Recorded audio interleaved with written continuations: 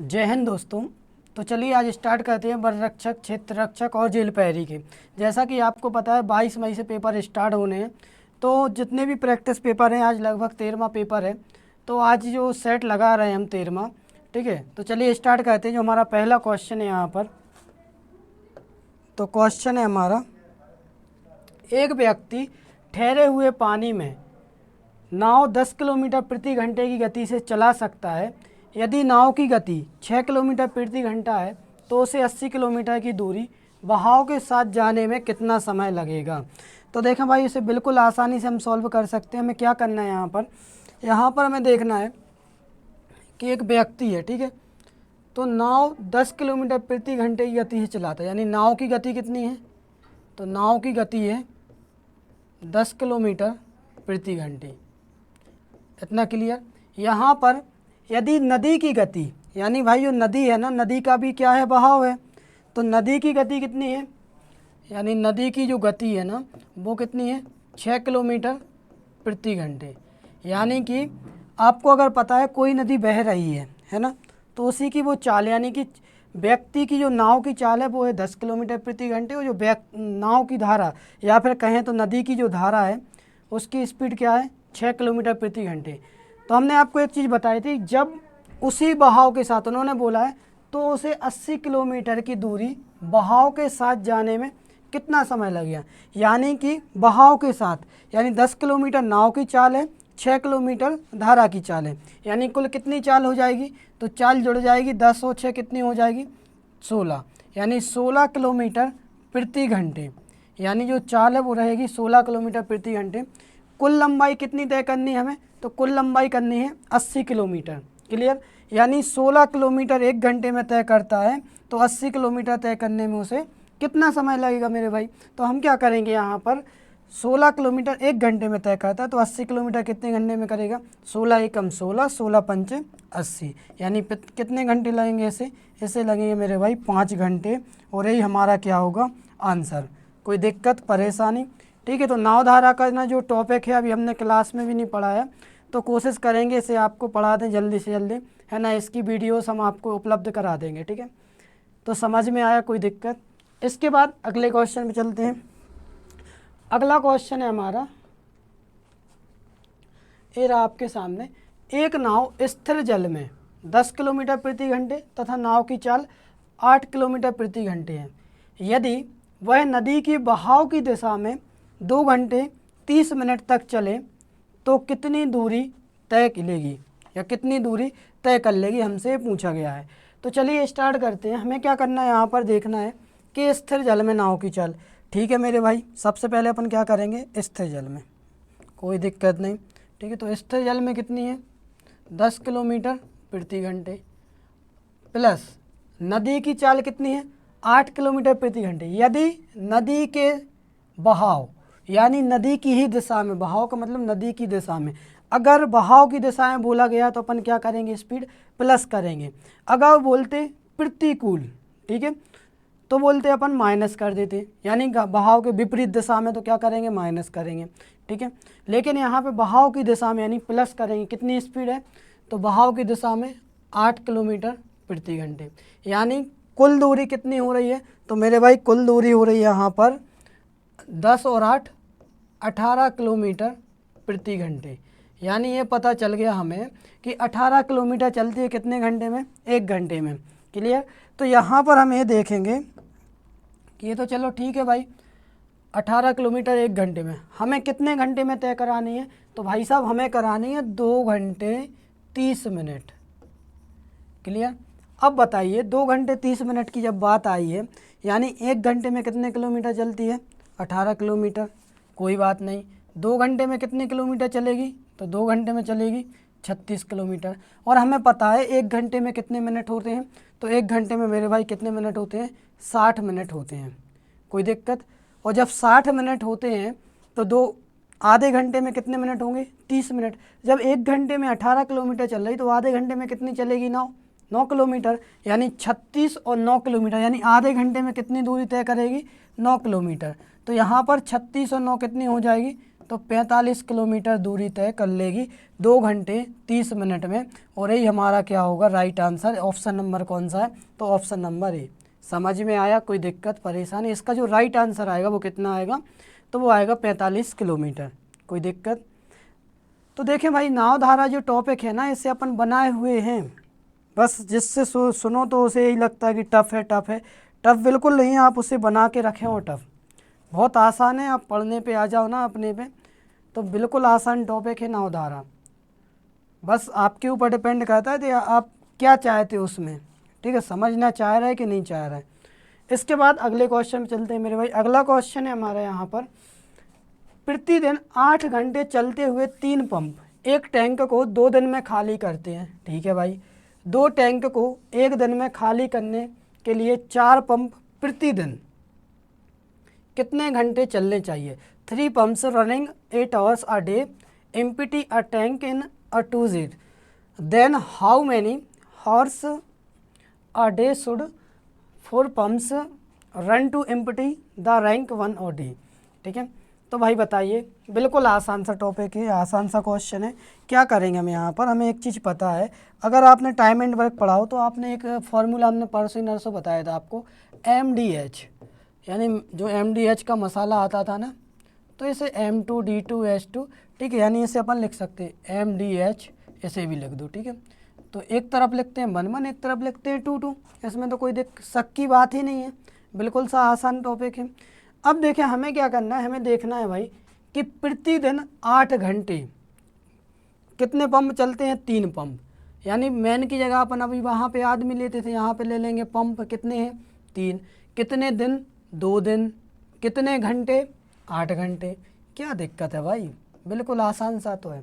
अब बस जो सेकंड कंडीशन में उसको देख लो मेरे भाई। तो उसके बारे में क्या बोला गया हमसे बोला गया है भाई कि 1 दिन में, कितने दिन में? 1 दिन में। दिन तो गया, अभी अपन यहाँ पे लिख दो। फिर बोला है कितने पंप है, तो यहाँ पे 3 थे, यहाँ पर 4 पंप हो गए। अब हमसे क्या बोला गया? हमसे बोला है कितने घंटे, यानी हमें घंटे बताना है, कितने घंटे चलना चाहिए। तो देखें क्या करेंगे हम यहाँ पर, बिल्कुल आसानी से करेंगे। 4 एकम 4, 4 दूनी 8, 3 दूनी 6, दूनी 12, यानी कितने घंटे? तो H2 बराबर आ जाएगा 12 घंटे, यानी राइट आंसर आएगा हमारा 12 घंटे। ऑप्शन नंबर कौन सा है मेरे भाई? ऑप्शन नंबर है ए। अभी आया था जो पटवारी 2023 का एक क्वेश्चन है, और जितने भी क्वेश्चन है पूरे लेटेस्ट क्वेश्चन है, SSC MTS, SSC CGL, ठीक है, सभी क्वेश्चन ओल्ड हैं और अभी जो लेटेस्ट वाले हैं। ठीक है, ओल्ड का मतलब है कि मेरे भाई जो अभी क्वेश्चन हो चुके हैं, ठीक है, अभी जो हाल ही में एग्ज़ाम हुए। और ऐसा बिल्कुल भी नहीं है कि 2007 में क्वेश्चन आए फिर 2017 में ना आए। ठीक है, आप बैंकिंग के पेपर उठाना, पता चल जाएगा कि कितने रिपीट होते कितने नहीं होते। अब देखें अगला क्वेश्चन है मेरे भाई, एक सिस्टर्न को, सिस्टर्न यानी पाइप या टंकी या हौज, ठीक है, तो नल से भरने में आमतौर पर 10 घंटे लगते हैं। कितने घंटे लगते हैं? 10 घंटे। लेकिन रिसाव होने के कारण इसमें 2 घंटे अधिक लगते हैं। भरा हुआ सिस्टम रिसाव होने के बाद कितने घंटे में खाली हो जाएगा?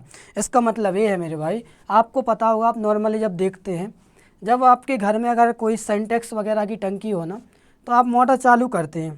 ठीक है, अगर आप नीचे जो नल लगे हैं आपके घर में, जो किचन वगैरह आए हैं जो नल, अगर आप उनको ना खोलें और मोटर को चलने दें, आपकी जहाँ से बोरिंग वगैरह हो, पानी जहाँ से आता हो, तो आपको कम समय लगेगा। सीधी सी बात है भाई, जब आप नीचे वाले खोलोगे उसमें नल, तो फिर एक्स्ट्रा टाइम तो लगेगा। तो हमें ये बताना है कि जो एक्स्ट्रा टाइम लग रहा है वो किस वजह से लग रहा है। यानी अगर हम उसी एक्स्ट्रा टाइम में जो हमारा रिसाव हो रहा, अगर हम उसी से भराना चाहें तो कितना होगा? तो हमसे ये पूछा गया है। देखें, एक सिस्टर्न है, सिस्टर्न यानी टंकी ले लो, टैंक ले लो, ठीक है, हौज ले लो, वही है। ठीक है, तो एक सिस्टर्न को नल से भरने में कितने घंटे लगते हैं मेरे भाई? उसे लगते तो थे कितने? 10 घंटे। लेकिन हुआ क्या कि रिसाव हो रहा था, नीचे से एक छेद था या फिर सीण वगैरह जो भी रहती है, अपन बुंदेलखंडी में बोले, है ना, तो छोटे छोटे छेद जैसे अपन बोलते हैं, सीण आ गई, कहते हैं ना घर में सीण आ गई, तो उस वजह से सीण से तो इतना नहीं रिस पाता, लेकिन हाँ थोड़ा बहुत तो रिसता है। तो यहाँ पर कितना रिसा, यानी अपन बी के रूप में ले रहे हैं, तो कितने घंटे लग रहे हैं? 10 और 2 12 घंटे लग रहे हैं। अब हमें यहाँ पर क्या करना है, हमें देखना है भाई इनका एलसीएम कितना आएगा। तो 10 घंटे और 12 घंटे का अपन एलसीएम क्या लेंगे, तो नॉर्मल सी बात है मेरे भाई, या तो 10-12 गुणा कर दो 120 या फिर 60 ले लो। क्लियर। अब एलसीएम आपको पता है, ये हम बता नहीं सकते क्योंकि आपको ही पता है, अगर ये बताने बैठ गए तो टाइम लगेगा। तो ये 10 घंटे में भरता है तो 1 घंटे में कितने लीटर भरता होगा, 6। ये 12 घंटे में भरता है तो 1 घंटे में कितना भरता होगा, 5। कोई दिक्कत परेशानी। अब हमें ये बताना है कि जब रिसाव नहीं था, ठीक है, जब रिसाव नहीं था तो कितने घंटे लग रहे थे, 10 घंटे। लेकिन जब रिसाव हो गया, यानी रिसाव के कारण कितने घंटे लग रहे हैं, 2 घंटे एक्स्ट्रा लग रहा है। यानी जब केवल नल चल रहा था तो नल 1 घंटे में कितने लीटर भरता था, 6 लीटर। लेकिन रिसाव के कारण नल प्लस रिसाव, ठीक है, नल प्लस रिसाव के कारण कितने लीटर भरा जा रहा, 5 लीटर। यानी कितने लीटर का फ़र्क आ रहा, कितने लीटर का इफेक्ट आ रहा, तो 1 लीटर का आ रहा मेरे भाई। यानी 6 बनना था, भरा कितना जा रहा, 5। यानी 1 का अंतर आ रहा। तो हमें यहाँ पे पता चल गया जो रिसाव है ना, जो रिसाव के कारण कितनी 1 लीटर प्रति घंटा खाली होती है टंकी या हौज या फिर सिस्टर्न, ठीक है। कहें तो हमसे क्या बोला है, तो रिसाव होने के बाद कितने घंटे में खाली हो जाएगा। यानी टंकी को अपन ने कितना कर दिया, पूरा फुल कर दिया। यानी 60 लीटर की टंकी है, रिसाव के कारण, रिसाव की क्षमता है 1, यानी 1 से डिवाइड करेंगे, राइट आंसर आएगा मेरे भाई 60 घंटे। ऑप्शन नंबर क्या है, सी, यही हमारा आंसर होगा। किसी भी प्रकार, किसी भी भाई को दिक्कत हो बता सकते हैं खुल के, है ना। तो इसका जो राइट आंसर आएगा मेरे भाई, राइट आंसर आएगा कितना, 60 घंटे। इसके बाद अगले क्वेश्चन में चलते हैं। अगला क्वेश्चन आपके सामने ही रहा। यदि एक आयत की प्रत्येक भुजा को 20% बढ़ा दिया जाए तो आयत के क्षेत्रफल में कितने प्रतिशत की वृद्धि होगी। तो देखें भाई क्या करना है, हमें यहाँ पर देखना है। अब परेशान ना हो, मैथ्स तो जो अभी है ना, अभी टॉपिक वाइज स्टार्ट करेंगे। अभी तो क्या है, थोड़े जो पेपर हो जाए ना वनरक्षक के, फिर देखते हैं। तो एक आयत कि प्रत्येक भुजा को कितने 20% बढ़ा दिया जाए। तो हमने कल आपको एक क्वेश्चन और कराया था, आयत का जो क्षेत्रफल निकालते हैं अपन क्या निकालते हैं, लंबाई गुणा चौड़ाई। वो वर्ग का निकालते हैं तो क्या करते हैं, सीधा सीधा भुजा का वर्ग। कोई दिक्कत। अब हमें निकालना है आयत का। आयत की आपको पता होगा आयत होता क्या है, आयत इस रूप में होता है, आमने सामने की भुजाएं कैसी होती हैं, समान। यानी इसका जो हम क्षेत्रफल निकालने पे आते हैं तो क्या कहते हैं, लंबाई गुणित चौड़ाई। अब हमें क्या करना है, यहाँ पर हमें देखना है कि आयत की लंबाई और चौड़ाई अपन ने कितनी ले ली, 10 × 10 ले ली। अब उन्होंने हमसे बोला क्या है कि यदि प्रत्येक भुजा को कितने % बढ़ा दिया जाए, 20% बढ़ा दिया है। बढ़ा दे रहा है अपना क्या जाता है भाई, इसे 20% बढ़ाया कितना हो गया, 12। यानी इसका 10% 1, 20% 2, इसे भी 20% बढ़ा दिया कितना हो गया, 12।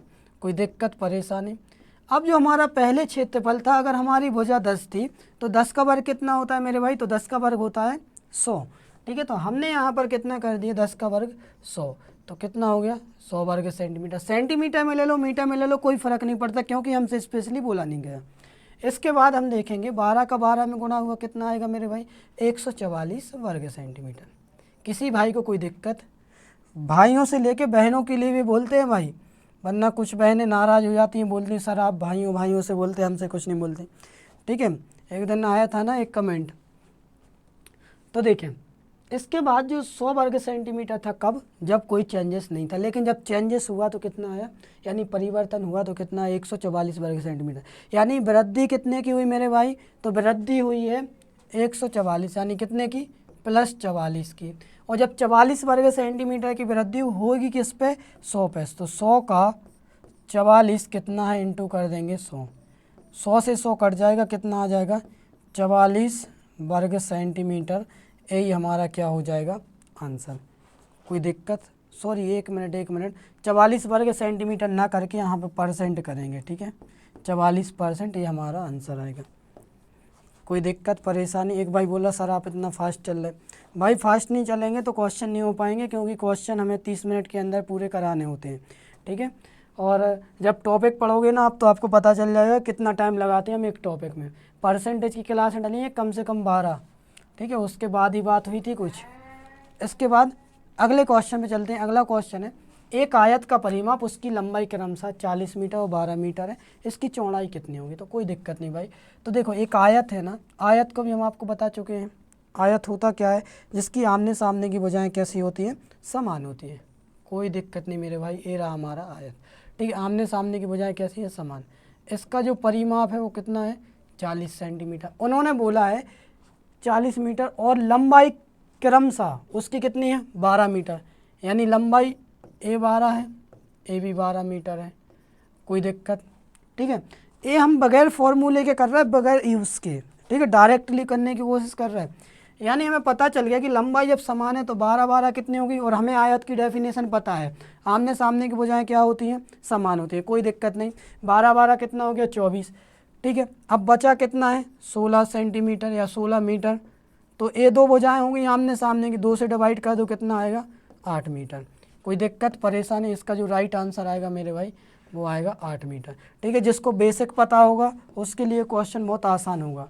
और ठीक है भाई, जिसको बेसिक नहीं पता तो देखो हम उसी तरीके से इसको पढ़ा पा रहे हैं, क्योंकि हम ये मान के चल रहे हैं कि आपको थोड़ा बहुत इसमें बेसिक आता है। क्योंकि अगर हम आयत को लेके बैठ जाएंगे, है ना, फॉर्मूले पे कराएंगे तो आपको ही पता है टाइम निकल जाएगा। ठीक है, आपका भी टाइम बर्बाद होगा, हमें कोई दिक्कत नहीं, हमें 10 क्वेश्चन कराने, तो कोशिश ये करें कि आप थोड़ा बेसिक आपका होना चाहिए थोड़ा बहुत। इसके बाद अगले क्वेश्चन में चलते हैं मेरे भाई। अगला क्वेश्चन है हमारा यहाँ पर, अरबाज खान सर 41,250 का 6% प्रति वर्ष की दर से निवेश करते हैं, 3 वर्ष के अंत में लगभग कितना चक्रवृद्धि ब्याज मिलेगा। तो भाई 6% के लिए हमने आपको फ्रैक्शन क्या बताया था, तो 6% के लिए जो फ्रैक्शन होता है मेरे भाई क्या होता है, तो 6% बराबर, तो 6 बटे क्या करेंगे 100, कोई दिक्कत। इसके बाद इसे कैंसिल करेंगे तो 3 बटे क्या बन जाएगा 50। ठीक है, 3 बटे 50 बनेगा, यानी कहाँ किसकी ज़रूरत पड़ेगी, यहाँ पे पड़ेगी भाई हमें कितने की ज़रूरत 91 क्यूब की। तो बहुत से लोगों को हो सकता है 91 क्यूब में दिक्कत हो, कुछ लोगों को पता भी होगा। ठीक है, तो बताइए फिर है उम्मीदवार कोई करने का इसके लिए। ठीक, केवल हमें क्या बताना, चक्रवृद्धि ब्याज बताना है और कुछ भी नहीं करना। ठीक है,